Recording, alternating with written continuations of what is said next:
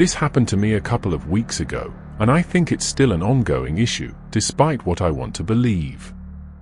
I don't exactly live in the woods, but my house is on the outskirts of what I'd call a nature-filled suburb, with lots of trees, wildlife, and that sort of thing. One side of our house borders what I guess you could call a small woods, though it's more accurate to describe it as a wooded patch since it's only about a quarter mile from our property to the neighboring road on the other side. That road leads up and connects to another street. And on the other side of that road is this massive body of water that I've always been curious about. Growing up, I assumed it was some kind of reservoir since there are tons of no trespassing and government property signs posted all along the fence surrounding it. But here's the weird thing. The name of this supposed reservoir isn't listed on Google Maps or Apple Maps, which it definitely would be if it were an actual reservoir. I always found that kind of strange. I've looked it up multiple times over the years and never found any official information on it, but its presence has definitely been an interesting topic of conversation among my siblings and me. I'm on varsity cross-country for my school, so I'm always looking for good places to run. That wooded area has become my go-to route because it's exactly a 2-mile loop through that patch of woods, along that road by the water, then back around. It's way quieter than running in my actual neighborhood, which doesn't have sidewalks and has these twisty roads with terrible visibility where people drive way too fast. The season was fast approaching, so I had recently ramped up my runs. The day everything went down, as I was making my way back through the woods after my run, I could have sworn I heard some rustling behind me, but I figured it was probably just an animal. Fast forward to that night. During the summer, I always sleep with my windows open. I love the sounds of nature at night, especially when it rains. And boy, did it rain that night. A few hours after getting back home, a massive thunderstorm erupted out of nowhere. It was glorious. I was lying in bed, listening to the rain and thunder when I started drifting off. That's when I heard something that definitely wasn't part of the storm. It was soft at first, but it didn't go away. It was this soft sobbing or crying sound. And the more I listened, the more it sounded like it was coming from right beneath my bedroom window, and the more distinctly human it sounded. As if there was any doubt as to whether the sound could have been the result of the storm, a soft female voice cut through the raindrops. "Clear as day," it said, "can you help me? I'm cold. I've never moved so fast in my life." It was like my primal instincts took over before fear could freeze me in place. I burst out of bed, ran to the front door, and sprinted around the side of the house toward my bedroom window. The rain was pelting so hard I was soaked within seconds. But I didn't care. I needed to do something. As scary as hearing that voice was, it had never occurred to me that something sinister was going on. My only thought was that someone was genuinely in danger. And as soon as I turned the corner, there she was. Huddled right underneath my window was a woman wearing white clothing, maybe a nightgown or a dress, and she was crouching like she was trying to stay under the small overhang of my window. I approached her cautiously and asked if she needed help. The whole situation felt like a fever dream. But then things went from 0 to 100 in a matter of seconds. As soon as she noticed me, she sprang up and rushed straight at me with a surge of energy I hadn't expected. Without much time to react, I braced myself for contact. But mid-stride, she seemed to hesitate. Maybe she noticed how tall I am. I can't say for sure.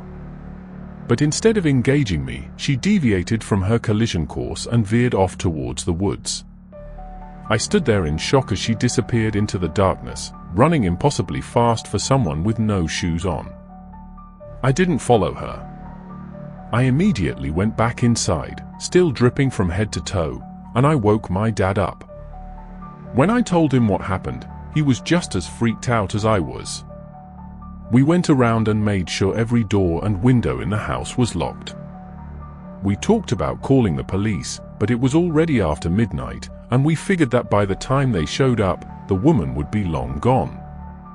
Plus, searching those woods in a thunderstorm seemed like it would be pointless and potentially dangerous for whoever had to do it, if they even agreed to.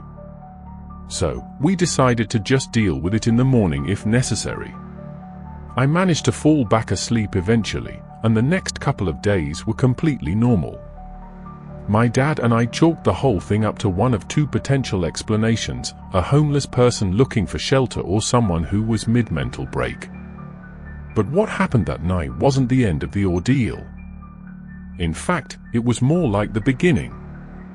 Maybe a week after the initial incident, I was going on one of my usual runs. As I was making my way up to the connecting road, I happened to glance through the barbed wire fence at the water. To my surprise, there was actually movement down by the water's edge.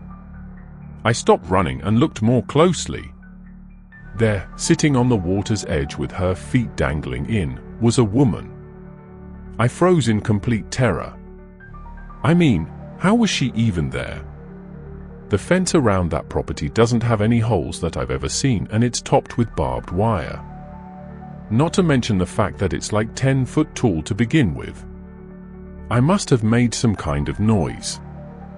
Maybe I gasped or something, because even though I was pretty far away, she suddenly turned her head and looked directly at me. In that moment, there was no doubt in my mind that she was the same woman who had been underneath my bedroom window during that thunderstorm. The moment she saw me, she got up and ran toward the fence with this completely crazed look in her eyes. She pressed her face right against the chain link and just stood there smiling at me. And it was not a normal smile, I'm telling you. I yelled that I was calling the police, hoping that would scare her off. And I guess it did, because as soon as I said that, she turned and dove straight into the water. It was so unsettling and so unnatural that I felt unsafe just standing there. I called 911 immediately and tried to explain the situation. I tried to keep her in sight, but she swam out of view before the police showed up. When they finally did, they took my statement and said they'd investigate the area. They told me to go about my day normally, which I was kind of shocked by. I haven't seen her again since then, but I've started hearing noises outside my bedroom window at night. Not crying like the first time, but just general sounds of someone moving out there. It's making me really paranoid, and I just know something else is going to happen.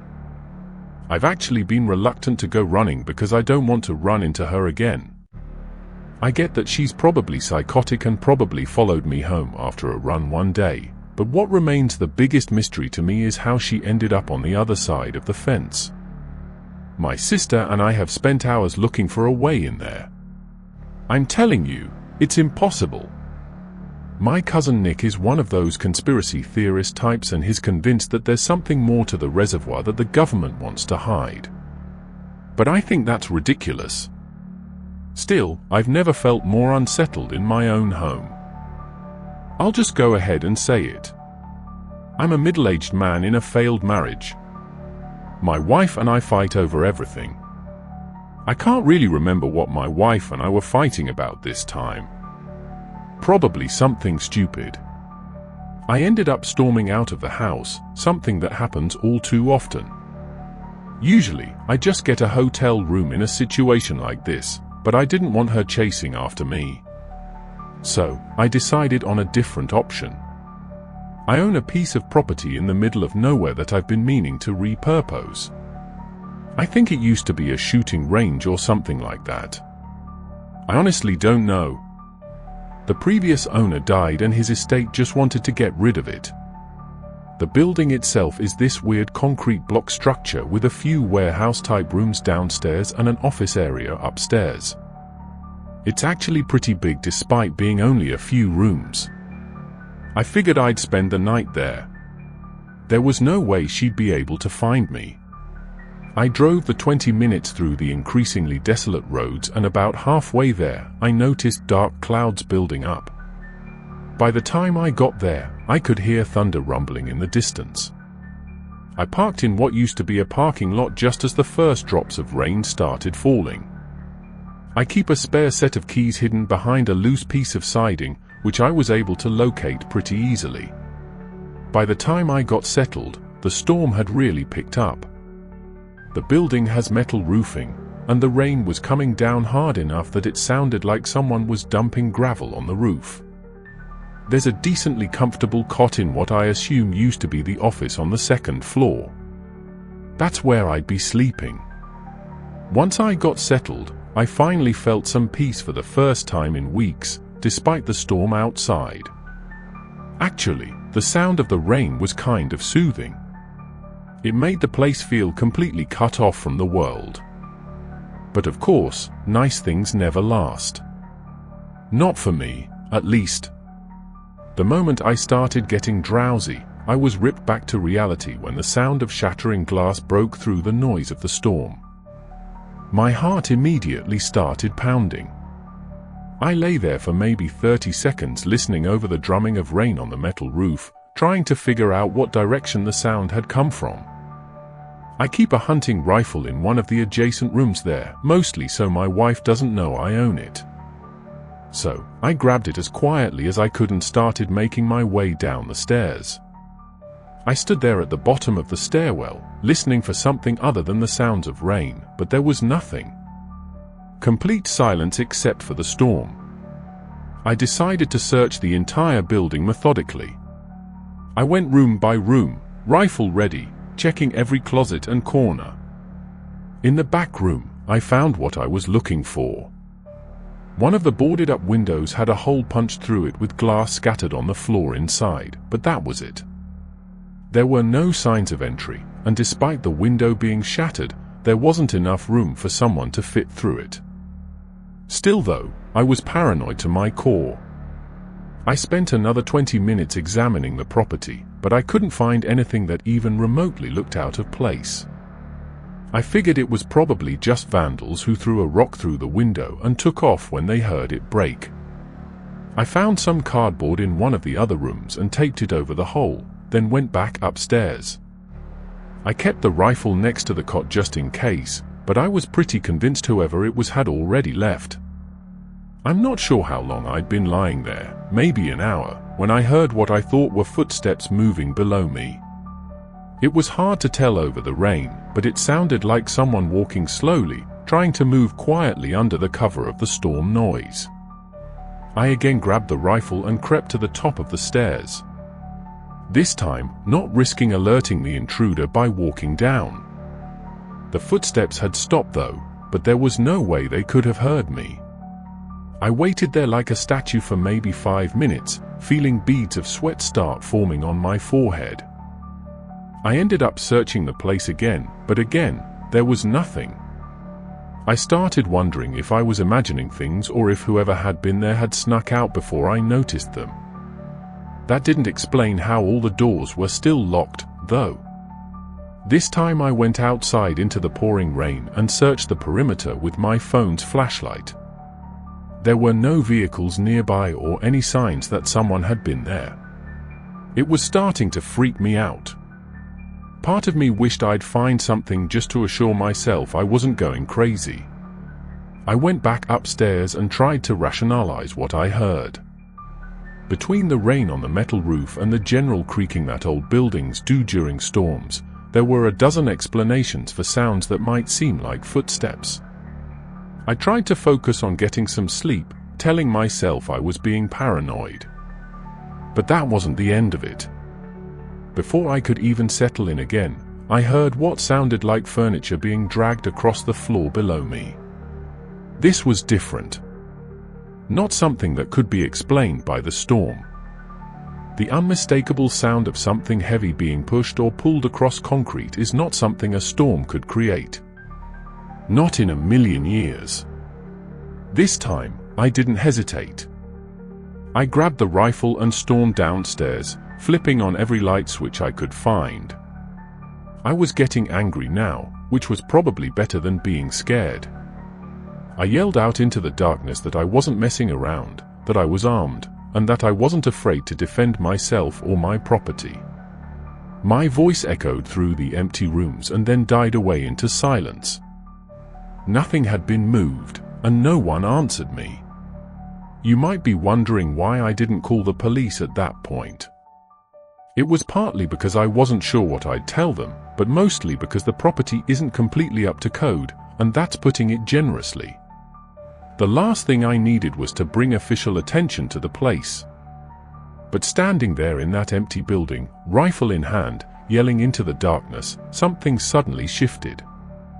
In an instant, my frustrated anger transformed into pure cold fear. It was more than just a changing attitude. It was like something icy washed over me. I could feel it, and every instinct I had was screaming at me to get as far away from that place as possible. I don't know what triggered it exactly, but I knew I had to leave. I quickly gathered my things, returned the rifle to its hiding place, and turned off all the lights. The storm was still raging outside, but I didn't care. I locked up the building and drove back home through the worst of the weather. It's been a little while since that happened, but I plan to go back in a few days or whenever I have time really. I want to go back and investigate. Maybe install some kind of security system to see if anything's actually happening there or if it was just my imagination. As far as what actually happened that night, I have no idea. Either someone was actually there and was able to hide from me, or I'm starting to lose my mind. I don't know which is scarier. And I really don't want to think about any kind of third possibility because that scares me even more. My name is Jason. I live in a pretty rural area where you have to drive at least half an hour to get to anywhere interesting. This happened to me 3 Fridays ago. My buddy Leo and I had driven out to this house party a few towns over. It wasn't a big banger or anything.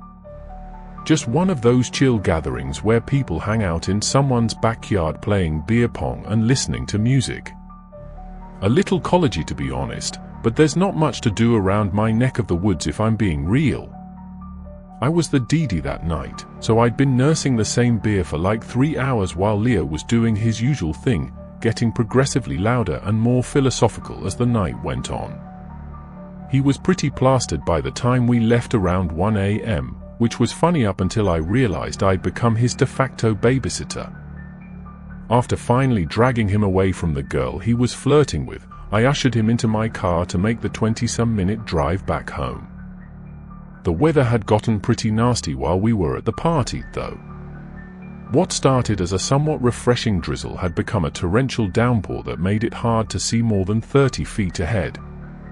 I had to slow down to like 30 on roads I'd normally tear through at like 60. Leo kept complaining first about my driving, then about the music, and finally about how badly he needed to piss. I told him we were 15 minutes from home max, but he kept going on about it. His tantrum was becoming insufferable. So, after another 5 minutes of him whining, I gave up. I pulled over on this random stretch of road next to what looked like cornfields, though it was hard to tell in the dark and rain. We were literally in the middle of nowhere. No houses visible, no street lights, just farmland on both sides of the road. I told him he could go ahead and get soaked for all I care, but I'm pretty sure he wasn't listening because he was already halfway out the car before I was even finished talking. He practically fell out of the passenger seat and stumbled off toward the field, disappearing within seconds. The rain was coming down hard enough that I could barely see him once he got 10 feet away. The literal moment he staggered out of sight, I remember I had an umbrella in my back seat. I sat there for a minute with the engine running, but then figured I might as well take advantage of the stop, too. So, I grabbed my umbrella, locked the door out of habit, and walked off in the opposite direction from where Leo had gone. I found a spot maybe 20 yards from the car, right at the edge of where the gravel met the crops. As I was standing there, I could have sworn I heard something rustling back near the car, something other than the deafening sounds of the storm. Without altering my stance, I looked back over my shoulder toward the car, but didn't see anything. I had the keys in my pocket and knew I locked the car, so I didn't think much of it. I finished up and headed back, surprised to find that Leo wasn't standing by the car yet. A few minutes passed, then 5, then another 5. Still no Leo, though. I was getting pissed. What should have been a quick 20-minute drive home was turning into this whole 45-minute ordeal, and I had to be up early the next morning. I was about to honk the horn when I saw movement in the side mirror. Leo was sprinting toward the passenger door, and even through the rain and darkness, I could tell something was wrong. The second he got in, before he even had the door closed, he was screaming at me to drive.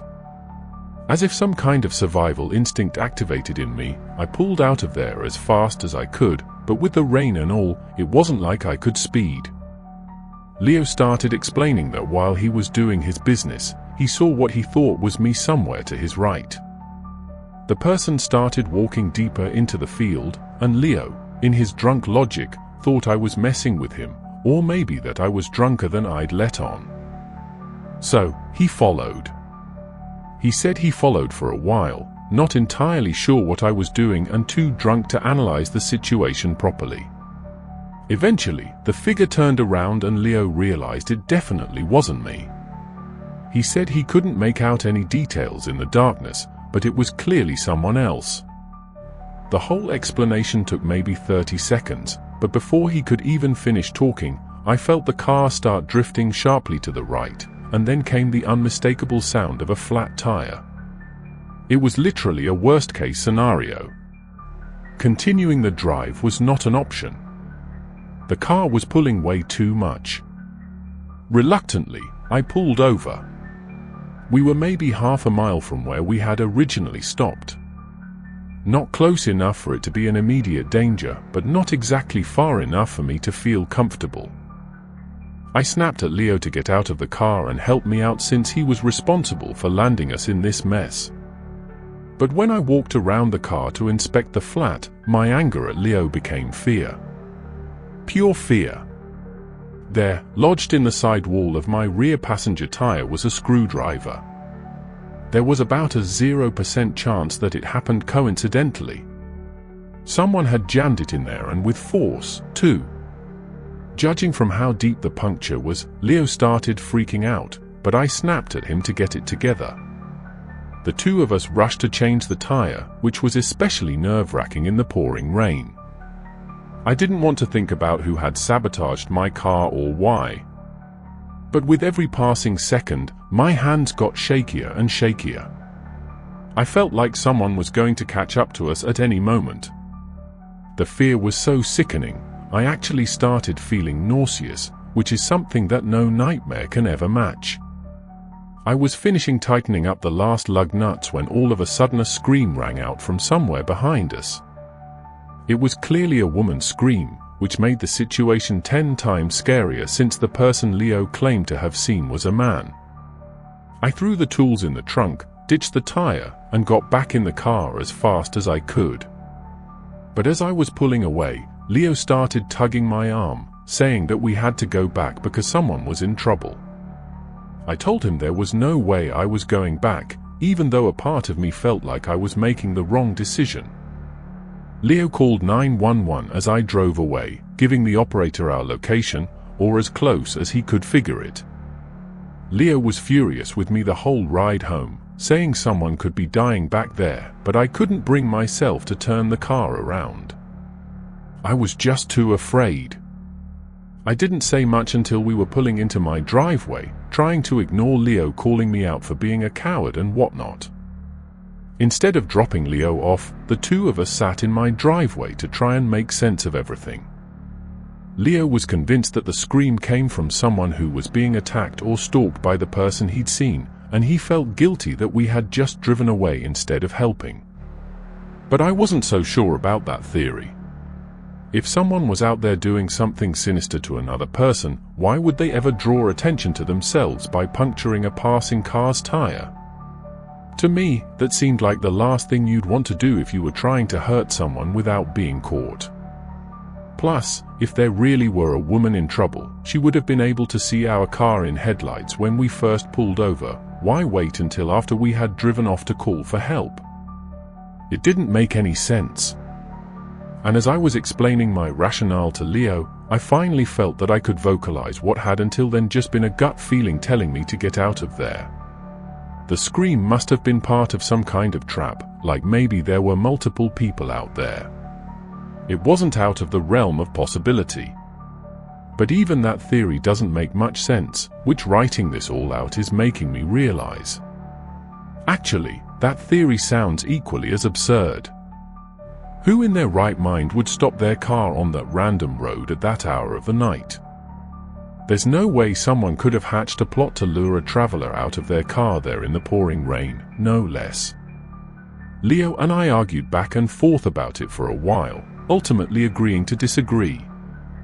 I called the police station the next morning to see if they had found anything, but they said their officers had searched the area and found no evidence of anyone being there. Even more strangely, they hadn't found my tire either, which threw yet another wrinkle into things. Although, I guess it's possible they just weren't looking in the right place.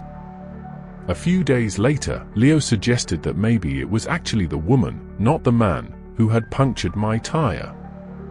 Maybe trying to draw our attention. Why they would do that instead of scream, I have no idea. The whole thing honestly has no explanation that sits right with me. But I really don't want to think about what it would mean if Leo is right. If there really had been someone in trouble out there whose fate I sealed by driving away.